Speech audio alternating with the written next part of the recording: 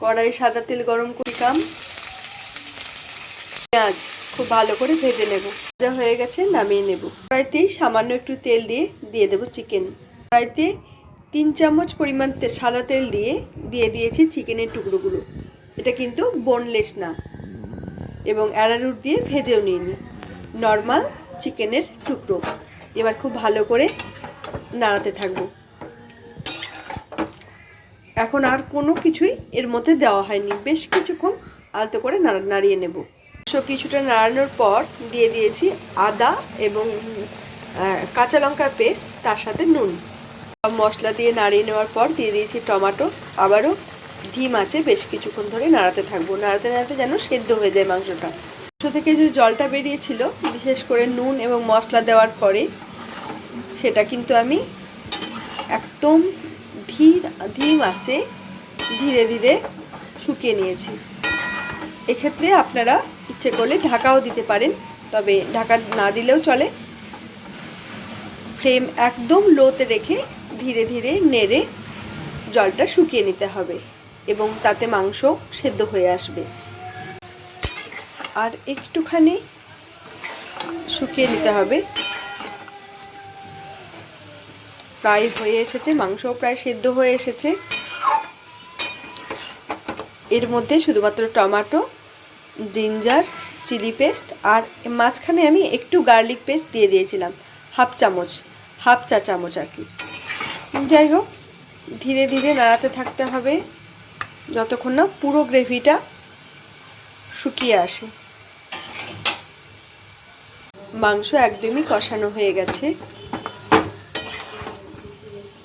হলুদ এবং সেরকম কোনো মশলা না দিয়েই কিন্তু টমেটো বা অন্য যে মশলা দিয়েছি তাতেই খুব সুন্দর একটা গ্রেভি তৈরি হয়ে গেছে।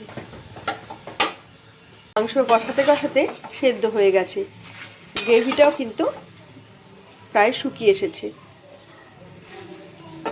এবার আমি এর মধ্যে অ্যাড করে দিচ্ছি পরিমাণ মতো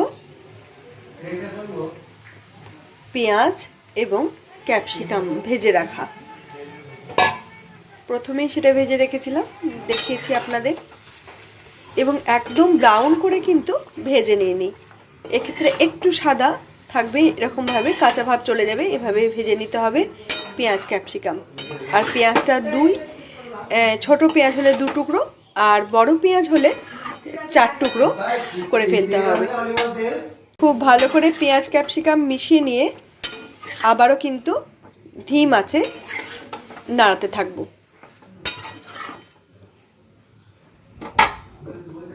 ভালো করে কষিয়ে নেওয়ার পর অ্যাড করে দিলাম 7 থেকে 8 টেবিল চামচ টমেটো সস। অ্যাড করার পরেও ধিম আঁচে নাড়াতেই থাকতে হবে।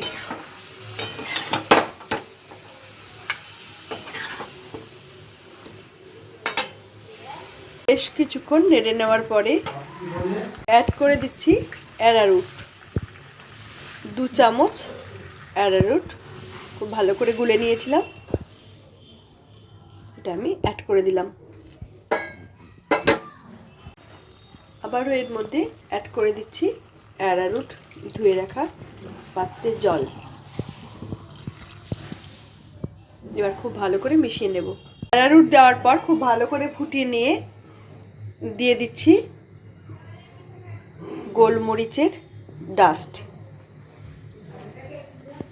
গোলমরিচটা কিন্তু একটু বেশি পরিমাণে দিতে হবে, ভীষণই ভালো লাগে গোলমরিচের ফ্লেভারটা এখানে।